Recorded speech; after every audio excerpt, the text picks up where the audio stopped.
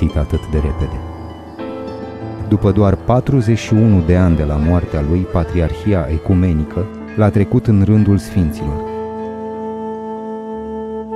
Într-adevăr, a fost blând, a fost smerit, a fost ascultător și atent la nevoile celuilalt, un apărător al dreptei credințe. Dar s-a întâmplat ceva în viața lui pentru care a primit de la Dumnezeu darul facerii de minuni. În Biserica Ortodoxă există puțini sfinți de talia lui Nectarie și totuși, în viața lui nu găsim nimic spectaculos. S-a rugat, dar fără exagerare. A postit, dar cu cumpătare.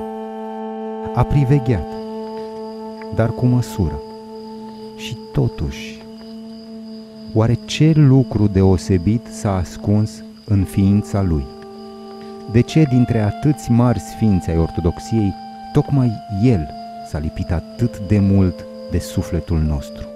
Είναι ένας δημοφιλής Άγιος, ο Άγιος Νεκτάριος, γεννήθηκε εδώ κοντά στην Σιλίβρια. Ενθυμούμε ότι ο μεγάλος προκάτοχός μου, ο Πατριάρχης Αθηναγόρας, είχε επάνω στο γραφείο του μία μικρή φωτογραφία του Αγίου Νεκταρίου, διότι αξιώθηκε να τον γνωρίσει εν ζωή και εσέβεται πάντοτε την αγιασμένη προσωπικότητά του και είχε διαρκώς τη μικρή φωτογραφία του πάνω στο γραφείο του και επεκαλείτο την μεσητεία του και την προσευχή του. Και εκείνος αξιώθηκε να τον κατατάξει μεταξύ των Αγίων της Εκκλησίας μας, ο Αθηνακόρας. Κάνει πολλά θαύματα, πολλές ιάσεις ασθενών, γι' αυτό και ο κόσμος επικαλείται τη χάρη του και τη μεσητεία του.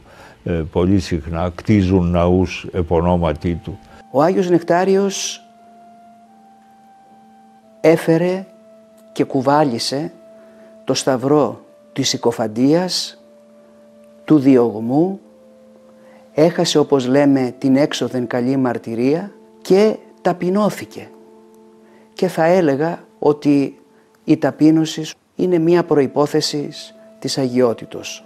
Ο Άγιος Νεκτάριος δεν είναι απλά ένας Άγιος που η τιμή και η μνήμη του περιορίζεται στην Ελλάδα ή εδώ, στην Τουρκία. Είναι ένας οικουμενικός Άγιος, ένας Άγιος που μας ενώνει. Parcă Domnul, atunci când îi făurise sufletul, închisese în el și un crâmpei din rai, pentru că